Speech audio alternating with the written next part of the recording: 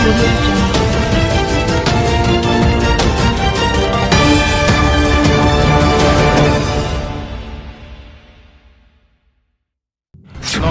প্ৰিয় দৰ্শক, এই মুহূৰ্তত ওলাই আহিছে বহুকেইটা গুৰুত্বপূৰ্ণ খবৰ। আজি হৈছে 8 জুন মঙলবাৰ। আজি ৰাতিপুৱা ভাৰতৰ লগতে অসমৰ বিভিন্ন প্ৰান্তৰ পৰা বহুকেইটা গুৰুত্বপূৰ্ণ খবৰ আহি পৰিছে। এই গুৰুত্বপূৰ্ণ খবৰসমূহ নিতৌ চাবৰ বাবে নিউজ আছাম ইউটিউব চেনেলটো ছাবস্ক্ৰাইব কৰি নটিফিকেশ্যন বেলটো অন কৰি ৰাখক আৰু লগতে ভিডিঅ'সমূহ লাইক আৰু শ্বেয়াৰ কৰিবলৈ নাপাহৰিব। এতিয়া আহিছোঁ বিতং বাতৰিলৈ।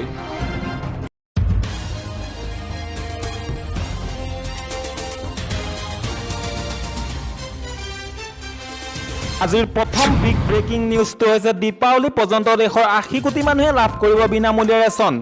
এই কথা ঘোষণা কৰে আজি প্ৰধানমন্ত্ৰী নৰেন্দ্ৰ মোদীয়ে। অহা নৱেম্বৰ মাহলৈকে দেশৰ 80 কোটি লোকলৈ বিনামূলীয়া ৰেচন প্ৰদানৰ প্ৰতিশ্ৰুতি দিয়ে প্ৰধানমন্ত্ৰী নৰেন্দ্ৰ মোদীয়ে। দেশবাসীক বিনামূলীয়া ভেকচিন দিয়াৰ লগতে দীপাৱলী পৰ্যন্ত দেশৰ 80 কোটি লোকলৈ বিনামূলীয়া ৰেচন প্ৰদান কৰাৰ কথা ঘোষণা কৰে প্ৰধানমন্ত্ৰী নৰেন্দ্ৰ মোদীয়ে। দেশবাসীক সম্বোধন কৰি প্ৰধানমন্ত্ৰীগৰাকীয়ে কয় যে এই বছৰ কৰোনাৰ দ্বিতীয় ৱেভৰ বাবে মে' আৰু জুন মাহলৈ এই আঁচনি সম্প্ৰসাৰণ কৰা হৈছিল। কিন্তু কৰোনাৰ ভয়াৱহতাৰ প্ৰতি লক্ষ্য ৰাখি দীপাৱলী পৰ্যন্ত এই আঁচনি আগবঢ়াই নিব কেন্দ্ৰীয় চৰকাৰে। 80 কোটি দেশবাসীলৈ বিনামূলীয়া ৰেচন প্ৰদান কৰা হ'ব যাতে দেশৰ কোনো লোকে ভোকত দিন কটাবলগীয়া নহয়। ভেকচিন লৈ বহু বিভ্ৰান্তিৰ সৃষ্টি কৰাৰ চেষ্টা কৰা হৈছিল, কিন্তু ভাৰতত সফলভাৱেই কৰোনাৰ টীকাকৰণ চলিব। প্ৰধানমন্ত্ৰীগৰাকীয়ে লগতে কয় যে ভেকচিন আমাৰ বাবে সুৰক্ষাৰ কৱচ। মেডিকেলত অক্সিজেন 10 গুণ বৃদ্ধি কৰা হৈছে। কৰোনা ৰোধৰ বাবে তৎপৰতাৰে কাম কৰা হৈছে। দেশত স্বাস্থ্য সুৰক্ষাৰ বাবে সুস্পষ্ট আন্তঃগাঁথনি গঢ়ি তোলা হৈছে। লক্ষ্য আৰু নীতি সুস্পষ্ট আৰু সুপৰিকল্পিত হ'লে যিকোনো পৰিস্থিতিৰ সৈতে মোকাবিলা কৰিব পাৰি। মেক ইন ইণ্ডিয়াৰ 2টাকৈ ভেকচিন মুকলি হ'ল। দেশত এতিয়ালৈকে 23 কোটিতকৈও অধিক ভেকচিন ড'জ প্ৰদান কৰা হ'ল। শিশুৰ বাবে 2টা ভেকচিন ট্ৰায়েল জোৰদাৰ গতিত চলি আছে। আজিৰ দ্বিতীয় গুৰুত্বপূৰ্ণ খবৰটো হৈছে পশ্চিমবংগত বাতিল কৰা হ'ল 10ম আৰু দ্বাদশ শ্ৰেণীৰ চলিত বৰ্ষৰ পৰীক্ষা। পশ্চিমবংগৰ চৰকাৰে সোমবাৰে 7 জুনত কোভিড-19 মহামাৰীৰ বাবে 2021 চনৰ 10ম শ্ৰেণী আৰু দ্বাদশ শ্ৰেণীৰ বৰ্ডৰ পৰীক্ষা বাতিল কৰে। পশ্চিমবংগৰ চৰকাৰে সোমবাৰে 7 জুনত কোভিড-19 মহামাৰীৰ বাবে 10ম শ্ৰেণী আৰু দ্বাদশ শ্ৰেণীৰ বৰ্ড পৰীক্ষা 2021 বাতিল কৰে। পশ্চিমবংগৰ মুখ্যমন্ত্ৰী মমতা বেনাৰ্জীয়ে শনিবাৰে ঘোষণা কৰিছিল যে ৰাজ্য চৰকাৰে পশ্চিমবংগৰ বৰ্ড পৰীক্ষা 2021ৰ বাবে এখন বিশেষজ্ঞ সমিতি গঠন কৰিব। মাধ্যমিক আৰু উচ্চতৰ মাধ্যমিক শ্ৰেণীৰ বাবে ৰাজ্যিক পৰিষদৰ পৰীক্ষা অনুষ্ঠিত কৰিব লাগে নে নালাগে তাৰ পৰামৰ্শ দিবলৈ সমিতিখন গঠন কৰা হৈছিল। মুখ্যমন্ত্ৰী মমতা বেনাৰ্জীয়ে কেইবাটাও টুইটৰ জৰিয়তে কৈছিল, আমাৰ সন্তানৰ ভৱিষ্যত আটাইতকৈ ডাঙৰ অগ্ৰাধিকাৰ। এই ক্ষেত্ৰত আমি 2021 চনৰ 10ম আৰু দ্বাদশ শ্ৰেণীৰ বৰ্ডৰ পৰীক্ষা অনুষ্ঠিত কৰাৰ সিদ্ধান্ত লোৱাৰ বাবে এক বিশেষজ্ঞ সমিতি গঠন কৰিছোঁ। ইয়াৰ পিছত আজি পৰীক্ষা বাতিল কৰাৰ চূড়ান্ত সিদ্ধান্ত জনোৱা হয়। উল্লেখ্য যে CBSEৰ পৰীক্ষা বাতিলৰ পিছত দেশৰ কেইবাখনো ৰাজ্যই 10ম আৰু দ্বাদশ শ্ৰেণীৰ পৰীক্ষা বাতিল কৰাৰ সিদ্ধান্ত লৈছে। পণ্ডিচেৰী চৰকাৰেও দ্বাদশ শ্ৰেণীৰ পৰীক্ষা বাতিল কৰাৰ সিদ্ধান্ত লৈছে। আজিৰ দিনটোৰ বিগ ব্ৰেকিং নিউজটো হৈছে আজি মেট্ৰিক আৰু হায়াৰ ছেকেণ্ডেৰী পৰীক্ষাৰ সন্দৰ্ভত সিদ্ধান্ত প্ৰকাশ পাব পৰীক্ষাৰ স্বৰূপ। মঙলবাৰে চূড়ান্ত হ'ব মেট্ৰিক আৰু HS পৰীক্ষাৰ স্বৰূপ। কোভিড সংক্ৰমণ হ্ৰাস পোৱাৰ বাবে 15 বা 16 জুনত পৰীক্ষাৰ্থীয়ে লাভ কৰিব ভাল খবৰ। বুদ্ধিজীৱী সংগঠন, স্বাস্থ্য বিভাগ, শিক্ষা বিভাগৰ বৰ্ডৰ সৈতে মঙলবাৰে দিনৰ 11 বজাত জনতা ভৱনত বৈঠক শিক্ষামন্ত্ৰীৰ। বৈঠকত উপস্থিত থকাৰ সম্ভাৱনা মুখ্যমন্ত্ৰীৰ। ইপিনে ছাত্ৰ সংগঠন NSUIকে ধৰি একাংশই টুইটাৰত 1 মিলিয়নৰ অধিক টুইটেৰে চৰকাৰক পৰীক্ষা বাতিল কৰাৰ বাবে দাবী জনাইছিল। বহুতে চৰকাৰক শীঘ্ৰেই পৰীক্ষাৰ সন্দৰ্ভত সিদ্ধান্ত প্ৰকাশ কৰাৰ বাবেও অনুৰোধ জনাইছিল। কোভিডৰ তৃতীয় ঢৌৰ বাবে সাজু স্বাস্থ্য বিভাগ। স্বাস্থ্য বিভাগৰ বৈঠকত মিলিত মুখ্যমন্ত্ৰী ডক্টৰ হিমন্ত বিশ্ব শৰ্মা। কোন হস্পিটেলত কিমান অক্সিজেনৰ প্ৰয়োজন, কিমান বেড ৰোগীৰ বাবে প্ৰয়োজন, এই সকলোবোৰ বুজ লয় মুখ্যমন্ত্ৰীগৰাকীয়ে। ৰাজ্যত ক্ৰমান্বয়ে হ্ৰাস পাবলৈ ধৰিছে কোভিড-19ৰ সংক্ৰমণৰ সংখ্যা, কিন্তু এতিয়াও আঁতৰ হোৱা নাই বিপদ। প্ৰথম আৰু দ্বিতীয় ঢৌৰ পিছত ছেপ্টেম্বৰ বা অক্টোবৰ মাহত অহাৰ সম্ভাৱনা আছে কোভিডৰ তৃতীয় ঢৌ, যাৰ বাবে সম্পূৰ্ণভাৱে প্ৰস্তুতি চলাইছে ৰাজ্য চৰকাৰে। তৃতীয় ঢৌৰ সৈতে যুঁজিবলৈ মুখ্যমন্ত্ৰী ডক্টৰ হিমন্ত বিশ্ব শৰ্মাৰ সৈতে দেওবাৰে নিশা বৈঠকত মিলিত হয় স্বাস্থ্যমন্ত্ৰী কেশৱ মহন্ত আৰু স্বাস্থ্য বিভাগৰ বিষয়ববীয়াসকল। ৰাজ্যৰ হস্পিটেলসমূহত তৃতীয় ঢৌৰ বাবে প্ৰয়োজনীয় সামগ্ৰী মজুত থকাৰ সন্দৰ্ভত বুজ লয় মুখ্যমন্ত্ৰী ডক্টৰ হিমন্ত বিশ্ব শৰ্মাই। কোন হস্পিটেলত কিমান অক্সিজেনৰ প্ৰয়োজন, কিমান বেডৰ ৰোগীৰ বাবে প্ৰয়োজন, এই সকলোবোৰ বুজ লয় মুখ্যমন্ত্ৰীগৰাকীয়ে। স্বাস্থ্য বিভাগে কোভিডৰ তৃতীয় ঢৌৰ বাবে গুৱাহাটীৰ DRDOৰ 2খন চিকিৎসালয়ৰ কাম সম্পন্ন কৰি তুলিছে।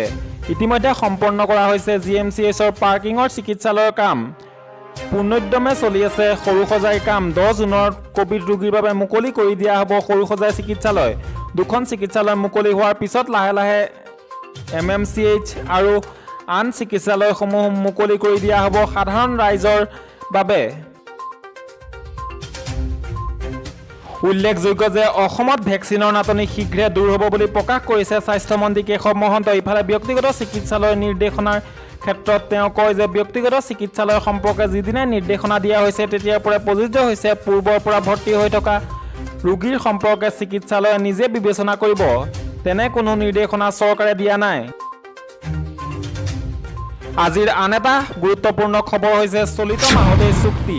BTR চুক্তি স্বাক্ষৰকাৰীয়ে প্ৰস্তাৱিত কাৰ্বি চুক্তিক জনালে আদৰণি। কাৰ্বি বিদ্ৰোহী সংগঠনসমূহৰ সৈতে ভাৰত চৰকাৰে অসম চৰকাৰৰ সহযোগত চুক্তিত স্বাক্ষৰ কৰিবলৈ সাজু। চলিত মাহতে কাৰ্বি বিদ্ৰোহী সংগঠনসমূহৰ সৈতে ভাৰত চৰকাৰ আৰু অসম চৰকাৰে শান্তি চুক্তিত স্বাক্ষৰ কৰিব। প্ৰস্তাৱিত কাৰ্বি শান্তি চুক্তিক লৈ এতিয়া পাহাৰৰ ৰাইজে উদ্যোগী হৈ থকাৰ সময়তে BTR চুক্তি স্বাক্ষৰকাৰীসকলে আদৰণি জনাইছে কাৰ্বি চুক্তিক। কাৰ্বি বিদ্ৰোহী সংগঠনসমূহৰ সৈতে ভাৰত চৰকাৰ আৰু অসম চৰকাৰৰ সহযোগত চুক্তিত স্বাক্ষৰ কৰিবলৈ সাজু। এই কথা বিগত 3 জুনৰ নতুন দিল্লীত আয়োজিত সংবাদমেলত সদৰি কৰিছিল মুখ্যমন্ত্ৰী ডক্টৰ হিমন্ত বিশ্ব শৰ্মাই।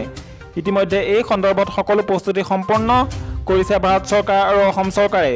এই হিচাপত চলিত মাহতে স্বাক্ষৰিত হ'ব কাৰ্বিৰ শান্তি চুক্তি। আজিৰ ক্ৰীড়া জগতৰ পৰা আহি পৰিছে বিশেষ খবৰ। 19 ছেপ্টেম্বৰৰ পৰা পুনৰ হ'ব IPL খেল। ফাইনেল খেল 15 অক্টোবৰত। BCCIয়ে চূড়ান্ত কৰিছে সূচী। BCCIয়ে 25 দিনৰ ভিতৰত বাকী মেচসমূহ UAEত খেলোৱাৰ বাবে সাজু হৈছে। 19 ছেপ্টেম্বৰৰ পৰা সংযুক্ত আৰৱ এমিৰেটছত পুনৰ হ'ব IPLৰ বাকী থকা খেলসমূহ। এমিৰেটছৰ ক্ৰিকেট বৰ্ডৰ আলোচনা ইতিবাচক বুলিয়ে জানিব পৰা গৈছে। সেই অনুসাৰে আবু ধাবি আৰু শ্বাৰজাহত IPLৰ বাকী থকা খেলসমূহ খেলোৱা হ'ব বুলি নিশ্চিত হৈছে। ফাইনেল খেলখন 15 অক্টোবৰত হ'ব বুলি জনাইছে BCCIয়ে। BCCIয়ে 25 দিনৰ ভিতৰত বাকী মেচসমূহ UAEত খেলোৱাৰ বাবে সাজু হৈছে। এমিৰেটছ ক্ৰিকেট বৰ্ডে ইতিমধ্যে মৌখিকভাৱে সন্মতি প্ৰদান কৰিছে। উল্লেখ্য যে এয়ে হ'লে একেৰাহে দুবাৰ UAEত হ'ব IPL খেল। ইয়াৰ সমান্তৰালকৈ BCCIয়ে বিদেশী তাৰকাসকলৰ সৈতেও যোগাযোগ কৰিছে। তেওঁলোকৰ খেলৰ সময়ত যাতে খেলপথাৰত দেখাৰ সৌভাগ্য হয় দৰ্শকৰ।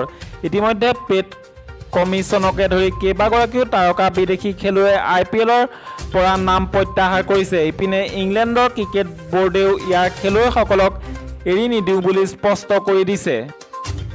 আজিৰ অন্তিম খবৰটো হৈছে উত্তৰ পূবত প্ৰৱেশ কৰিলে দক্ষিণ পশ্চিম মৌচুমী। আগন্তুক দিনত ৰাজ্যত অব্যাহত থাকিব বৰষুণ। বিগত 2টা বছৰে এই মৌচুমী 10 জুনত প্ৰৱেশ কৰিছিল যদিও এইবাৰ 6 জুনৰ তাৰিখে প্ৰৱেশ ঘটে।